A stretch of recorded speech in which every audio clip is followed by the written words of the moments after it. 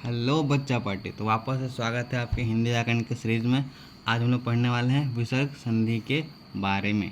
पहले हम लोग पढ़ चुके हैं संधि किसे कहते हैं। संधि के दो प्रकार हम लोग पहले ऑलरेडी पढ़ चुके हैं। जैसे हम लोग पढ़ा था स्वर संधि के बारे में, व्यंजन संधि के बारे में। आज हम लोग पढ़ने वाले अपने विसर्ग संधि के बारे में।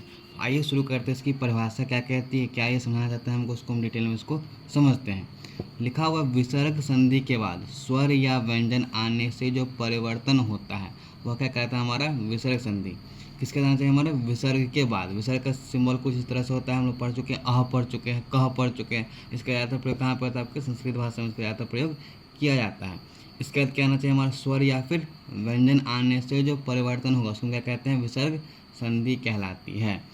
अब इससे कुछ नियम है। यदि विसर्ग से पहले अ आएगा, आ को छोड़कर, क्या क्या छोड़ना चाहिए, अ या आ को छोड़कर कोई भी भिन्न स्वर आए। जैसे कि बात करते कौन स्वर आना चाहिए, हमारा आ आए, ठीक है, हर्ष ई आए, दीर्घ ई आए, हर्ष उ, दीर्घ कोई एक वर्ण आए तो विसर्ग संधि का र या र हलंत या फिर रह के रूप में प्रयोग किया जाता है। इसका अगर हम उदाहरण समझने की कोशिश करें तो आपको बेहतर समझ में आएगा। जैसे हम देखते हैं विसर्ग का, कि विसर्ग का र यानी कि बात करते हैं किसकी, हर्ष ई की बात कर रहे हैं, या फिर र का क्या हो जाएगा, हमारा विसर्ग हो जाएगा। उदाहरण समझते हैं, जैसे हमारा लिखा हुआ है आशीर्वाद। तो आशीर्वाद को अगर हम तोड़ते हैं तो क्या बनता है, आशी जोर वाद। हमारे यहाँ पे क्या था, हमारा दीर्घ ई था, है ना। दीर्घी वापस से दीर्घ ई में क्या लगा था हमारा, अगर समझते हैं यहाँ पे क्या है, विसर्ग के रूप में क्या हमारा र है, क्या है हमारा र का प्रयोग हमारा यहाँ पे किया गया है।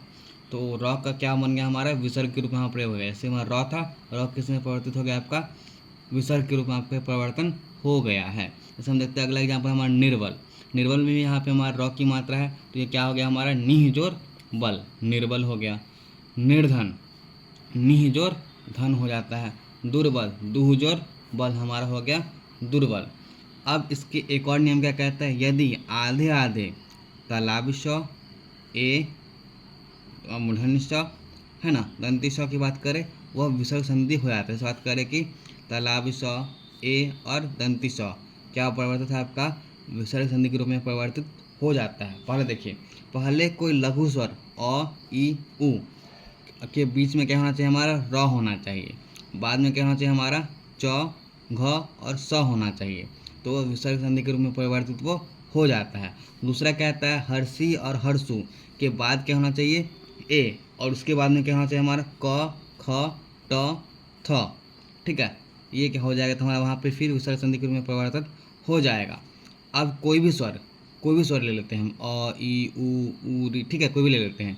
उसके बाद क्या आना चाहिए हमारा, उसके बाद हमारा दंती स आना चाहिए। फिर क्या आना चाहिए बाद में, हमारा त और थ, या फिर हमारा दंती स आना चाहिए। तो क्या हो जाएगा, हमारा वो विसर्ग के रूप में हमारे परिवर्तित वो हो जाएगा। इसमें उदाहरण देखते हैं, हरिश्चंद्र, उसे क्या होता है, हमारा हरि जोर चंद्र, क्या होता है हमारा हरिश्चंद्र। अगर हम ध्यान से देखेंगे, हरि में क्या आ रहा है, हमारा हर्ष ई आ रहा है ना। हरि में क्या आ रहा है, हमारा हरिज आ रहा है। उसके बाद क्या हमारा आ रहा है, र की मात्रा भी आ रहा है हमारा यहाँ पे, तो हमारा हर्ष ई भी आया बीच में। उसके बाद हमारा र आ रहा है।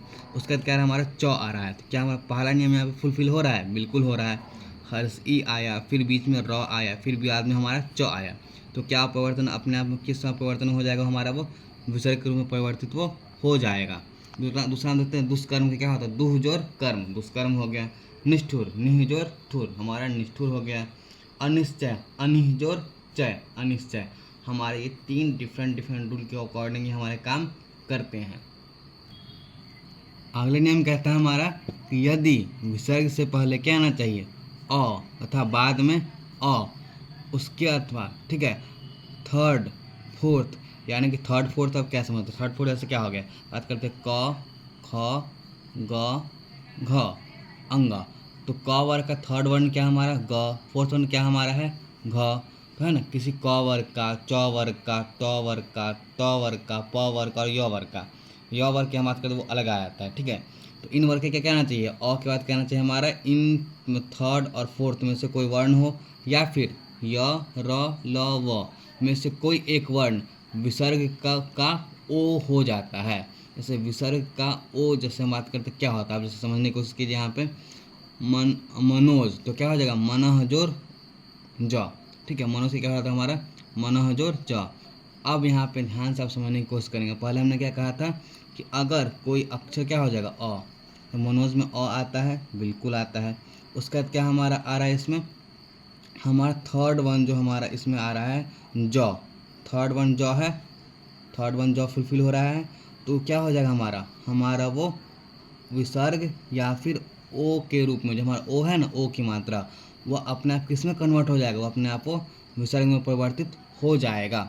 फिर से समझते हैं, मनोज है ना, तो मनोज को हम तोड़ते हैं तो म जोर न जोर ओ जोर ज, ये इसका वर्ण विच्छेद होता है हमारा।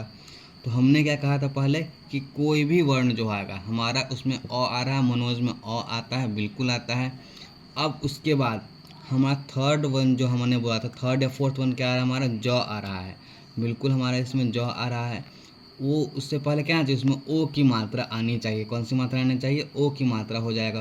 तो किस में परिवर्तित हो जाएगा, अपने आप वो विसर्ग में परिवर्तित वो हो जाएगा। सब देखते हैं, मनो से क्या आता है, मनह जोर ज, मनोहर मनह जोर हर, यशोधा यशह जोर दा, सरोज सरह जोर ज, मनोबल मनह जोर बल, तपोभूमि तपह जोर भूमि, मनोयोग मनह जोर योग। ये कुछ इसके डिटेल एग्जाम्पल दिए हुए हैं। आप इन पांचों वर्णों के ऊपर आधारित आप उसको देख सकते हैं। उसके अलावा आपको य र ल व ह, ये आपके इस कंडीशन को फुलफिल करता है। वापस से आप बैक होके जाके इसके देखिएगा, आपको समझ में आ जाएगा। अब इसके कुछ विशेष नियम भी होते हैं। तो विशेष नियम क्या हो जाता है, देखते हैं। सही, बहुत इंपॉर्टेंट है, ठीक है, ये क्या है, बहुत इंपॉर्टेंट रूल है। ऐसे विसर्ग लुप्त हो जाता है। अब विसर्ग कैसे लुप्त हो जाएगा, मतलब विसर्ग आएगा लेकिन वो समझ में बोल चाल की भाषा में है, उसको हम देख यूजुअली नहीं पाएंगे। जैसे बात करते हैं, यदि विसर्ग के बाद र हो तो विसर्ग लुप्त हो जाता है। जैसे विसर्ग के ठीक बाद क्या होना चाहिए, र की मात्रा होनी चाहिए, वहाँ पे विसर्ग क्या हो जाएगा, अपने आप वो लुप्त हो जाएगा। उससे पहले क्या होना चाहिए, स्वर्ग जो है ना, स्वर वर्ण जो होना चाहिए वो दीर्घ स्वर होना चाहिए। ऐसे समझते हैं, जहाँ पे हम निरोग है ना, निरोग में देखते हैं, निरोग में नी की मतलब विसर्ग की मात्रा है, उसका ठीक बाद क्या आ रहा है हमारा, र की मात्रा आ रहा है। तो वहाँ पे क्या हो रहा है, हमारा र जो है इस तरह से क्या हो जाएगी, र हमारा दीर्घ स्वर भी है, उसका परिवर्तित क्या हो जाएगा, निरोग हो जाएगा। क्या हो जाएगा हमारा, निरोग में वो परिवर्तित हो जाएगा। अब यहाँ पे बताइएगा कि इसमें विसर्ग की मात्रा कहाँ है। अगर हम इसको वर्ण विच्छेद करें या फिर संधि विच्छेद करें, तभी हमको पता चल पाएगा कि निरोग क्या होता है, निह जो रोग होता है। अगर हम इसे नहीं तोड़ेंगे तो क्या हमें पता लग पाएगा कि इसके पीछे विसर्ग की मात्रा छिपी हुई है, बिल्कुल पता नहीं चल पाएगा। जैसे सेकंड एग्जाम्पल देखते हैं, नीरज। तो नीरज से क्या होता है, निह जोर नीरज से क्या होता है, निह जोर रज, नीरज होता है। नीरस तो निह जोर रस, नीरस। धीरज तो धी जोर रज, क्या हो गया हमारा, धीरज।